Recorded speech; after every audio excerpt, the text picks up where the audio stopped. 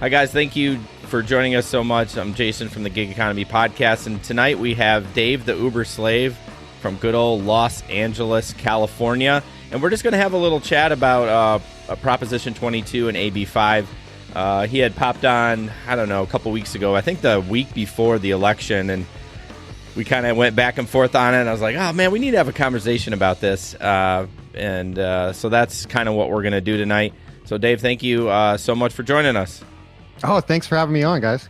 Thank you so much, Dave. And I think we should specify, just because of the whole timing, this was not a week before the big election. This was the week before the election of the Proposition 22, which did go ahead and got passed. But Dave, why don't you spend a little bit of time talking about, for people who don't know anything about what AB5 and Proposition 22 is and what it does for you, just tell a little bit in short strokes what it does, what it is in California. I want to point out, too, that there was a 42% no vote on a proposition where the most money that was ever spent on a proposition, $200 million. Right. And there was still a 42% no. Wow. Correct. Yeah, no, definitely. But so for people who don't know what Assembly Bill 5 is, just tell us a little bit about what that is. AB5? Yeah, exactly. Okay, AB5. So Assembly Bill 5. Now, it is kind of crazy how things get passed in California without the vote of the public. Like we had a gas tax that the legislature, we have a super legislature here. So They kind of just do whatever they want. And they were able to pass up gas tax without us ever voting on it, which I think is insane. Yeah. That doesn't seem right. Very similar situation with AB5. Even though I was for Prop 22 and I like AB5, I realize that it's affected a lot of people and workers and industries negatively that work as subcontractors, people in entertainment, even my friend, he's a pool man, and they were having issues being able to hire people the way they were in the past. And people were losing work because of this bill. So it's, no bill's perfect, but it had like good intentions. Right. So basically, it just touches on the fact on whether or not an employee is able to classify an employer is able to classify an employee as a contract worker or as an employee. Correct? Exactly. Okay, so that's what that is, and then let's talk about the Proposition 22, which goes in and then talk about, because what AB5 did was it went in and said, for companies such as Uber and Lyft, who were before contract workers, now the drivers has to be employees. And why is it that was something that you felt was a good idea, Dave? Okay, so this all started over 2 years ago. Yep. The rates. So I started driving about 5 years ago. The rates were exactly 5 years ago, actually. So the rates were okay. Like you're not going to get rich driving Uber at that point in time. Sure. I think it was just over $1 a mile in Los Angeles. And then as soon as I started, they started cutting the rates. And we got together. There was some organizing going on of drivers. This was like the very early stages. And we all went to Uber headquarters and we went to LAX. And we protested. And right away, unions got involved. They were like, hey, you know what? We appreciate what you guys are doing. We want to support you guys. They supplied, I remember the first major protest we had, they supplied a bus for us to be able to get in and out of the airport. Oh, nice. Move around. And so obviously, the unions, they see dollar signs like, yeah. Like they want that money. They're like, oh, here's a whole new group of workers that we can like get in there. And I would love to see no unions. Unfortunately, we're in a situation where that's all we had. Like sure. if we wanted to go to battle with Uber and Lyft and as people, like everybody that was showing up at these protests, they loved driving. Like they loved what they were doing and they wanted it to be, they wanted to just be treated reasonably. They felt like cutting rates. And then at one point, I can't remember the exact date, but there was a march. If it wasn't last year, it was the year before, where suddenly they cut the rates 25%. They made it to where you got more for your time, but per mile is really where we made money. Yep. And they cut it down to 60 cents a mile. Ooh, in LA? Wow. Yeah. So all the organizing efforts, like they went from, like a couple hundred people showing up to a lot more people getting involved. So I think that's really where the traction came in and that's when, okay, so there was in the beginning, it was drivers organizing. Yep. And it was a real grassroots situation. And then the name in Los Angeles became Rideshare Drivers United. Okay. Yep. I think I've heard about that group. Yep. So being like at the first protest that I've ever heard of, like that was who I knew about. Rideshare Drivers United. They have the green shirts. I have one right here. And these guys are cool. Like I really felt like I was hanging out with drivers and we were doing a good thing. And then this other organization, I never heard of them in my life, called Mobile Workers Alliance comes along. And the first time I hear about them was, I believe, last year. Oh, that's MWA. Sorry. Yes. Yes. Yes. Okay. Yep. So all of a sudden they just pop out of nowhere last year. And the first I heard of them, they got a bill passed in Monrovia, which is just like a small random city in way east of Los Angeles. And they made some kind of minimum wage, like $30 per hour minimum wage bill. Wow. In this one little small section of Los Angeles. So it's like, I don't think they were ever able to actually enforce that. Okay. But that was when I first heard of them. And then I signed up for their thing because I want to know everything that's going on. And right away they did this caravan, which was just like what Cesar Chavez did. Well, not just like. Yeah, let's clarify. We basically they got a bunch of cars together and we cruised up to Sacramento. We went by Uber headquarters. We stopped in Fresno to pay homage to Cesar Chavez. I thought it was really interesting because there was a much more top-down approach and people were like calling shots. Whereas when I was with Rideshare Drivers United from the beginning, the first couple of years of protesting, it felt like we were doing this together. There wasn't a leader per se. There was people that were leading in the organizing efforts, but nobody was telling anybody what to do. It was just like, hey, we're going to come and join us. We're going to protest, Now SEIU's involved, and that's where it really seemed like, they're looking for the money. Like I realized, I look at it like unions are there to do good things. Like I don't think people go to college and get their degree and get a job at the union because they're looking to make money. I think these are people that want to help the common man. But of course, like with everything, there's money involved. Sure. Basically, the struggle, there's a fight between these different union organizations to who's going to become the union of record for rideshare drivers. Interesting. Mm-hmm.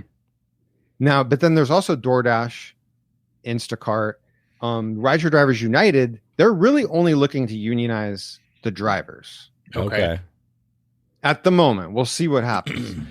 So I would love if, like, my whole thought is like, it's a long shot, but let's get this bill passed and let's, I'll do what I can to make sure people know about Rideshare Drivers United, because I feel like the leadership there is more like they're going to really care about the driver. Whereas, Mobile Workers Alliance, that was SEIU 721, which is in downtown Los Angeles, their office. Like I appreciate everything that they've done because they brought a whole lot of money into this thing. Like if it wasn't for them, there wouldn't be the 15 million or whatever it was spent on the no side. But, I think there's something seriously wrong with Uber, Lyft, DoorDash, and Instacart being able to get together, introduce this bill on their own, and spend $200 million promoting it, lobbying, all the things that they were able to do to get this bill passed. But I mean, that's the world we live in, I guess. Yeah, don't you think a lot of other companies do that too? Maybe not to the extent of 200 million, but GM's done that. all those other companies have done lobbying. So I actually didn't have a huge problem with it. No one likes to see it, but I mean, it's just it's just what we do in America. You lobby, which I don't like it, but what are you going to do? The part that bothers me is when I talk to people and then I realize that they've been misinformed. They're misunderstanding the situation. They think, Uber said, hey, like to the passengers, your rates are going to go up if this bill passed, which is probably true. So I guess there's nothing wrong with that. Yeah. But then the drivers, they're convincing them, which isn't really in their best interest. They're like, hey, you're going to lose your flexibility, when really there's no reason why we should lose our flexibility. In Los Angeles in particular, there is so many trips to be taken. They think like, oh, all of a sudden, like the drivers are under the impression that there's going to be less rides because people won't be able to afford them. Or, well, I think the problem was, and sorry to interrupt, but we as people from Michigan that aren't dealing with this, we looked at it like, well, if they got to pay them benefits, they're going to make them work a certain amount of hours. So that, a driver that may have only worked 20 hours a week is now working 32 or maybe more. So there's going to be less rides for other drivers. That's kind of how we looked at it. Well, and just to follow up real quick, Jason, so you guys are in California, of course, and in giant markets, right? So we are from smaller to medium-sized markets, and already here, and this was even pre-COVID, a lot of times there's way too many drivers.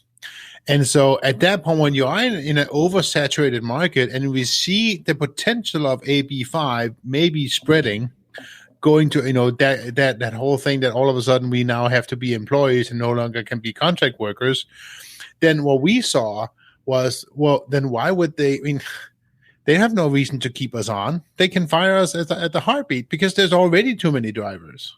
Well, they already fire us at a heartbeat here. And sure. So anyways, keep going, Dave. I'm sorry. So they're being misled in the way, like a lot of drivers thought that, oh, we're only going to be able to work 30 hours now. We're going to get our time cut because they don't want to provide benefits like medical. They won't pay overtime. So we're not going to be able to work over 40 hours a week. Like all these things though, like I would have liked to seen it pass just to see what they do. One thing I know for sure, I see things. I think a lot. So I thought a little further into these situations and I realized they're going to have to pay overtime. It's going to be in their best interest to pay overtime in some cases. They're going to also need to pay extra money certain times when, like, just like they do now, they have to pay extra or else they're not going to have enough drivers on a Saturday night or whatever it is. People think that there wouldn't be any surge anymore. Like there's all these ideas. But I saw it as nothing really would change very much other than their need to comply with labor laws, such as in California, if you work 6 hours, you have to get a 30-minute break. So nobody would be able to just continue through 6 hours anymore. They would have forced you to take a break at some point. I was thinking they would probably have us work like 6-hour blocks. But then if you end up in Orange County and it's going to take me 2 hours to drive home, well, they can't just be like, okay, you're done now. Like they have to pay me to get at least past at least into LA County or something. Yeah. Like there's so many like complicated things that they would have had to figure out. And that's, I believe why they just don't, and this is the most important part of the whole issue is the way Uber and Lyft make money. And the way this is just like a gold mine for them is because they have drivers that pop onto the app like so many times. And this is one of the reasons why I wanted AB5 or the big ones. So many times, like at least once a week, I would turn on my app and not get a trip for maybe 20 minutes, maybe an hour, maybe 2 hours. If it was 2 hours, I'm just like, what is going on? Yeah. Like, is the app not working? But no, that wasn't the problem. Like they just, the saturation, like you were talking about. So I wanted them to be forced to keep us busy. Like, it's like, yeah, we have to start at 4 when we really wanted to start at 2, let's say. Something like that might be a problem for a driver. But at least we know when we started, we're going to be getting paid. They wouldn't be able, and so they make so much money having all these drivers that come onto the app. They're like, okay, I'm available for a trip, and you're just sitting there waiting for trips, even when you're in the middle, and then all of a sudden you just did a couple trips, and now you can't get a trip. Like that benefits them because they don't need to do anything for us at that point. They have somebody on tap that can make them money, but we're just sitting here not making anything. Yeah. Oh, sure. And so that is what I hated. That's why I wanted the number one reason why I wanted this bill to pass. Well, and I agree 100%. You know, both me and Jason, obviously being seasoned drivers here as well. I mean, we see the same here. You know, that is the same way that obviously Uber and Lyft does in all the markets, at least here in America. And you're right. That is the worst, right? You go out and you drive, you're out. Like I've had nights where I went out 5-6 hours and I came home and I didn't even have $70 to show for it, right? It's like, what? And it's like that. Those are not fun nights. But you know, and from that perspective, yes, absolutely. It's best to, it would be much better if they would keep us busy and stuff. But then on the other side of it, though, I mean, lots and lots of great nights where I'm never slow, right? And we talk a lot about finding the right times to drive in your market. There's a little bit of almost a little bit of a science behind it, you know, where you can kind of, you can't just turn on the app and drive. And then of course we have all the stupid people on Facebook that goes, when should I drive and where should I be and all that stuff, right? Like, well, you go figure that out yourself, right? But it's that. So that's talking about the science behind and the experience behind being an effective rideshare driver. Yeah, I mean, you want to believe that, you know, you're out there, you're fishing. You know, you want to get the big fish there. You don't know what's going to happen. Like there's some excitement to that. Unfortunately, they're using that to their advantage.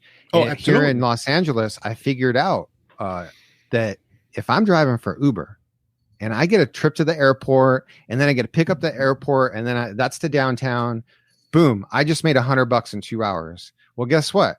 The rest of my day is going to suck. Might as well just go home because I've just capped my earnings. And unless I get lucky and there's like a shortage of drivers, I just happen to be in the right place. The odds are once I've made a good chunk of money in a real short period of time, suddenly I'm low priority. And that's why you realize, like, no matter who the drivers are, we all make about the same. You know, it shouldn't be that way. Some people should be getting lucky and some people less lucky. But instead, like, we all kind of make about the same at the end of the week.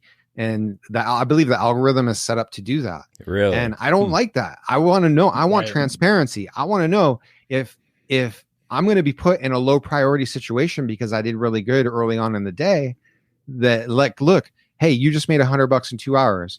If you keep working the next 5 hours, you're probably only going to make $50 or $80. It's like, okay, then I can just go home. Like, I won't waste. I'll do something else with these 5 hours. Yeah. So you really think the algorithm does that they, I mean, I'm not saying it doesn't because we don't know how it works. If someone could figure that out, that would be great. But so you think that if you make a lot of money, they're like, okay, this guy's made enough, let's spread the wealth. Because to me, in my head, Uber's number one goal doesn't matter how much you've made. They want to get butts in the seats. And I think that over my experience of driving and seeing that happen, and then also like being in a spot that's busy, like in Hollywood, and seeing, I'm just waiting for a trip. I can't get a trip. And I'm watching all these people getting picked up for the next 15, 20 minutes. That's true. By all these different drivers. And I can't even get a trip. I'm like, what happened? That's a good point. Yeah. But also realize I'm in probably one of the busiest, at least in the United States, probably one of the busiest places for Uber drivers of any city. Well, and you're in the city where it all started. Yeah. And Los Angeles is kind of like, there's a lot of people that, like, I like to drive. Nothing scares me. But there's a lot of people that are actually scared to drive here. And so there's people that, also there's no parking here. So there's people that are using Uber to get to their yoga class. They use it for everything. Yeah. I mean, we have that here in Grand Rapids. Grand Rapids is tiny compared to LA, right? But we have huge parking problems downtown, and people just, they the same thing. They just take an Uber. It's for them it's $5. It doesn't matter. So, I mean, there's people, like a lot of it's expensive to live here. So people are going to get a car. A lot of people, they're going to go get a BMW or a Mercedes, brand new, lease it, buy it, whatever. And they realized when they did the math that the amount of money that they have to pay on insurance and the lease for a car like that, they actually pay half that if they just use Uber all the time. Right. It makes no sense. We had several regulars in our market, like, so we know a lot of the regular drivers, right? But several regular drivers here have the same type of customers all the time. They have these people who they walk or they take Ubers. That's it. Yeah. So let's go back. I was interested in your comment saying you don't really like unions, but you want all this stuff. So I kind of like that, right? Because you want more for the driver, but you don't want these, money hungry unions to get involved, which I like. What is your ideal thought of what would you want if you got to be like, okay, this is what we want? I mean, within reason, don't say like $5 a mile or anything, because we all want that. But I mean, in reason, what would you want to see Uber and Lyft do? Maybe not just in your market, but let's say, in America itself, and just see.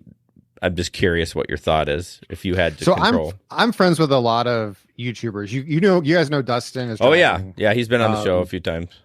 Rideshare Professor, Harry the rideshare guy. Like, we all feel the same way. Like, look, just pay us what you used to pay us. Give us over $1 a mile and we'll shut up. Yeah. Like, it's that simple.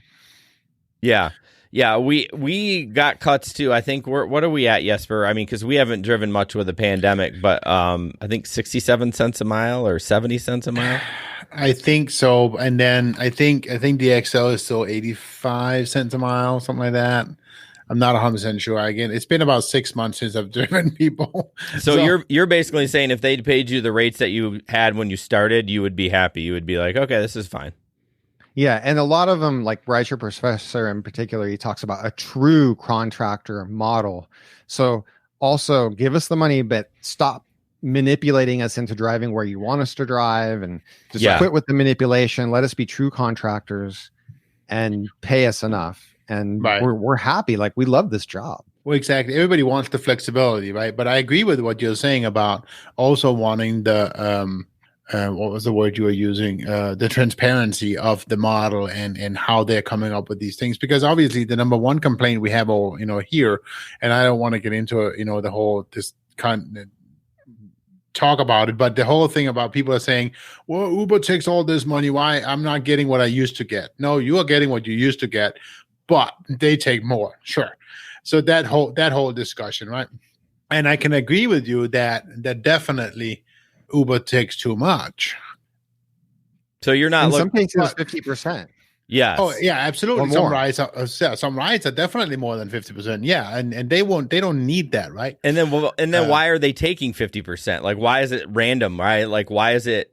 Shouldn't it be like a flat rate? It was upfront pricing. Once they developed upfront pricing, they were able to charge the passenger one thing, and be like, "Oh, hey, we're just going to pay you what we agreed to pay you per mile and time.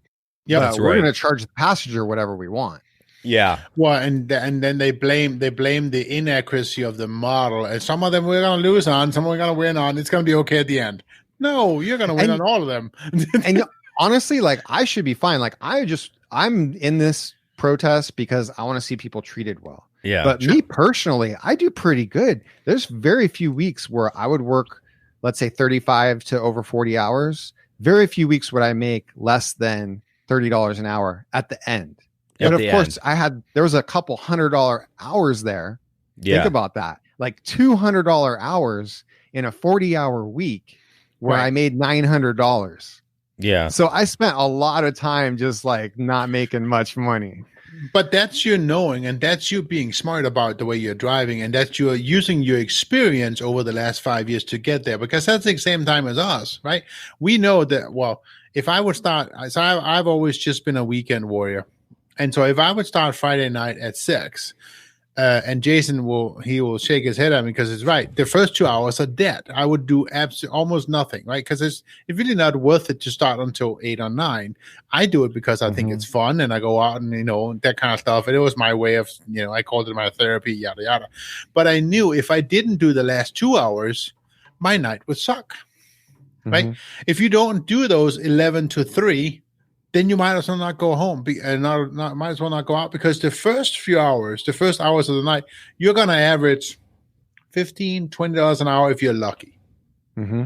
But the rest of the 2 hours is going to kick your whole average up to $30-35 an hour. And then all of a sudden it's okay. Yeah. You know, so that's us using the experience and knowing that we have to stay out. But also, like, one thing that I would drive me crazy, it's like you're bringing back memories. So I love Saturday nights. If I didn't work at all, I would work on a Saturday. Like, I might take the whole week off, but I'm like driving home from vacation to get out there and work on Saturday because I know I'm going to make so much money. But I would have times where I'm just like, all right, cool. You know, I'm looking at where I'm at. I'm trying to set myself up for 2 a.m. Yeah. The bars close here at 2 a.m. Same here. Then at 1:30, I get a trip. And it's taking me to Simi Valley, which is a great trip because, like, I mean, that's not the end of the world. I'm going to be not too far from my house when I'm done. Yeah. Like, worse would be if it takes me like deep Orange County, like Santa Ana. I'd be like, oh, shoot. So that's what would suck, because now I'm not positioned to be near Hollywood or Santa Monica or downtown. Right. That's where you got to be in Los Angeles when 2 a.m. hits. Yep. So I would log off at 1:30, you know, because I'm just like, dude, I do not want to end up in Newhall at 2 a.m. Yeah. Because, you know, and then we get Saturday night traffic too. So you think you might be able to zip, you know, 20-30 minutes back to where you want to be, but that might not be possible. That was one night I got my second speeding ticket because I was trying to zip back into the zone. See, yeah. At 1 a.m. in Grand Rapids on the highways, it's wide open. I mean, if you wanted to do 150, you could do that to get. And Jesper was doing probably 100. No, I was doing 110. No, that's no, I wasn't. I think I was doing 90. But anyways, the same thing. I remember us sitting downtown Grand Rapids, and we would watch the surge grow. Right, we wouldn't accept it. And once it hit 155, we wouldn't accept anything unless it had at least a 3 to 4 point surge on it at the time. This was back when it was a multiplier, as opposed to just that other new one. And we would do the same thing. We would just, you know, sit like a little group of drivers, 5 or 6 drivers together, and we would just, no, I'm not taking that one. I'm not taking that one. I'm not taking that one. And then, you know, once it hit after 2 o'clock, and all of a sudden the surge would go skyrocket, and we start taking them. And same thing, right? You kind of you use your experience, you know what to do, and you start. That's how you make your money at the end. Yeah. It's a little different in California now, though, right? Because they kind of gave you everything trying to fight off this thing. So you know where you're going every time, right? Regardless of acceptance rate. Like, that doesn't matter anymore in California. Okay, so yeah, I stopped driving in March when the pandemic started. I was also, I forgot to mention, I was deactivated by Uber in March. Oh, you were? Why? Because of the channel? They wouldn't say. In California, you don't have to tell, and I think they learned their lesson in the past. Yep. They stopped telling drivers why they're deactivating them because it's evidence in the lawsuits. Correct. Yep. So, but they won't tell me. But I do. There's so many like people send them messages, deactivate this guy because of my YouTube channel. Yeah. I have a video where I'm going 100 miles an hour, but like there's no way to show that that's actually, like, it says it on the screen, but it doesn't. It's not my speedometer. It's just like a little digital thing on the. So, I mean, there's all these things that people speculate. Oh, it's because you drove minors, or, you know, but when my whole channel is, one of the biggest thing is that this whole minor situation is so screwed up. Like, they need to, like, you know, they kind of trick, like, there's a lot of drivers even today that don't know they're not supposed to drive minors. I know, it's ridiculous. And all that we need to do in order for us to be able to drive minors is to get fingerprinted. Okay. And so there's these lawsuits, like Jackie Lacey, I believe it was suing Uber and Lyft to get them to fingerprint and do better background checks like 3 years ago. And they won so they don't have to fingerprint drivers still, which is just insane to me. I went on a bit of a tangent there. What were we talking about? Oh, no, it's fine. We were just reminiscing about good old days. But going back to where we were, absolutely, and we agree as well, Dave, with the fact that Uber and Lyft should pay better. There was a good old days where we were being paid a lot better than we are today. And yes, Uber and Lyft is making much more, at least in our markets. I don't remember actually them lowering the rate that we have had. Like you mentioned, you experienced that they actually went and changed your rate 25%. No, they did, Jesper. When I first started, we had 2 rate cuts before they stopped doing it. Oh, but that was then before I started. That was going across the country, and we're like, oh, I wonder if January if we're going to get another rate cut, and then they stopped doing it. But getting to 60 cents was our 4th rate cut. And they sold it just like they do every time they make a change. They sold it to us as this is going to be so much better for you guys to make lots of money. Of course. That's another thing I wanted to mention earlier. So I started when there was no bonuses, nothing. And I made about 940 hours. All of a sudden, they changed everything. They did these bonus situations. They made us much more productive. I'm picking up people where I'm dropping off people. Mm-hmm. Like I have way less time where there's nobody in the car, and I'm still making about 900 a week for 40 hours. Yeah, you're like, wait a minute. This doesn't seem right. Something ain't right here. So what we were talking about earlier when we got sidetracked, I was saying that you get to know where California gets to know where you're going. So they were showing us. Yeah, that they gave you all that stuff to try to like, oh, please don't do this. Please don't do this. So I'm curious what your thoughts are on all that. Yeah, so that was great. Lyft was annoying because you had to keep a certain acceptance rate in order to see them. And with Lyft, they keep giving me these trips that are like a half hour away, which is kind of stupid.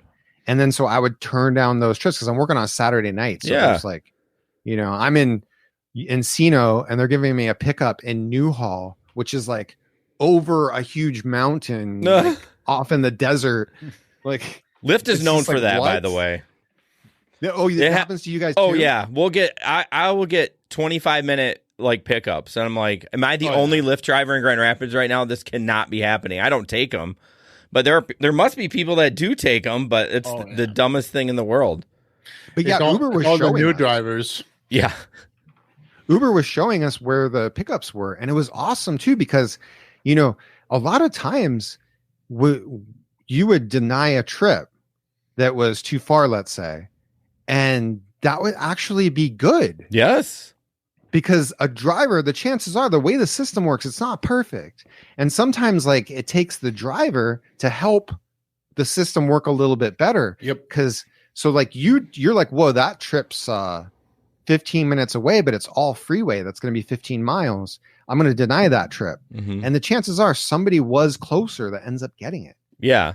They might have been finishing up a trip and they weren't quite ready yet. And if you would have accepted it, that wouldn't have been, it actually wouldn't have been good for the customer because you denying it and then that guy gets it and he's closer, then everyone's happy. And like on a busy time or a busy Saturday night, you deny that trip 15 miles away, you literally get a trip like not 1 mile even a away. second later. And it's, so you're just like, oh, okay, this is like really cool. So that was like awesome. But that's another thing about this fight that we've been doing, these protests. You realize if we weren't out there protesting and if AB5 didn't pass, that would have never happened. Right. Being able to see the trips. True.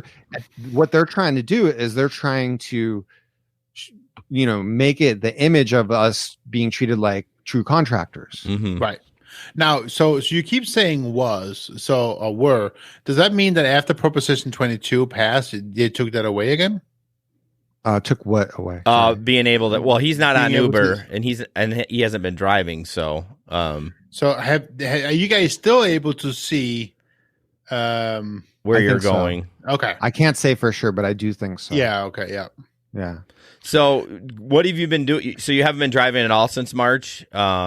No. Okay. I bought a van and I'm turning it into a tiny home, and I've been just like, living off my savings and I moved into my parents' house. This is, so I'm just like living the dream right now. Yeah. You're not doing any other gigs, like you don't do anything else like Amazon Flex or Instacart or Shipped or anything like that?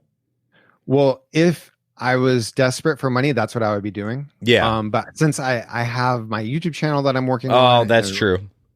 And I also am building this van. I started another channel, No Limit Van Life, for the tiny home. Okay, build. that's cool. Oh, nice.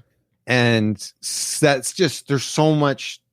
I just don't have time. Like, I want to get that done and then go to something else. Yeah, I talked to Dustin. Him and I have talked offline before, and the money he makes on his YouTube channel, because I was like, aren't you worried about getting deactivated? And he's like, nah. He goes, I make enough money on my YouTube channel. They can deactivate me. It's fine. Because who else just recently got deactivated? Is it Darren? Gosh, what's his name? I can't remember, but he had a pretty popular channel too, and he got deactivated. But yeah, I'm not sure. Yeah, and I could tell you why I think I got deactivated. So there's like a kind of a 3 strikes you're out rule. Yeah. Remember Geo? I forget. He used to be called Rideshare Revolution. He said some stuff to some women. I'm sure he's a nice guy. He's not a creep. Okay. Yeah. He calls me a creep all the time. So maybe he is a creep. But 3 women reported him, and then that was it. Uber cut him off. Ooh. And they told him that that's what happened.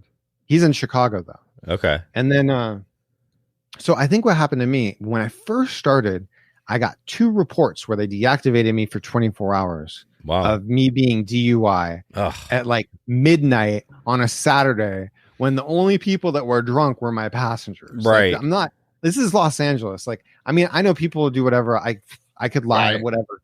But like to DUI as an Uber driver on a Saturday night is insane. Yeah. Oh, yeah. Like, I mean, I'm sure somebody would do that, but not me. Yeah. So, but I think what happened, even though like there was 2 false reports when I first started, I think I got another one of those reports right when I got deactivated. But I can't say. I don't know. Yeah, it's frustrating. It is. It kills me. Yeah, there's every day somebody would say, "You're the best driver I've ever had."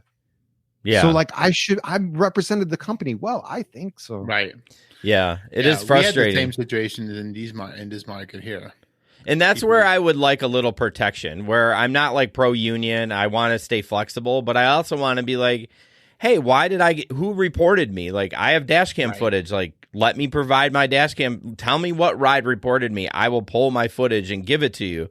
That's where you're kind of screwed. You're kind of at their will. At least in Michigan, I do lawn fertilization in the summer. I'm still an at-will employee, but my employer would tell me why they were firing me, and then I would have some legal recourse if it was unfounded. You know what I mean? But with Uber, it's just like, you're done. We're not going to tell you. Good luck. It seems like the DUI situation, at least for Los Angeles, is simple. Let us just roll into a police station and get breathalyzed and checked. Do a quick, like, I'll be there in 20 minutes. Yep. Let's get this done. And then if I end up not being DUI, then the passenger, there should be some sort of repercussions. I should be able to sue this passenger for reporting me falsely. Yeah, exactly. Yeah. So, at least, shut him off. Where do you think this is going to go in the future? I mean, now that this is it, it passed, do you think, what is your goal as you're part of that organization to move forward? Is something that you guys can bring a proposition, and now mind you, I don't get involved in politics much, so maybe that's not even a possibility, but I'm just curious your thought, and then we'll kind of wrap it up. So since it passed, I haven't even gotten an email for a meeting. Oh, wow. I don't think that the organization is dissolved. I think it's just, I think it's just a break. I think 2021 things will start back up again. Like Jesper mentioned in one of your earlier streams, if people would have really understood the 7/8 vote that's needed in the Senate to repeal. Yeah, that was super complicated. I mean, that right there should tell you that a bill shouldn't pass. Right. Like, that's crazy. But we do have a super majority of Democrats. Mm-hmm. Democrats like labor unions. So who knows? Maybe they'll get it repealed.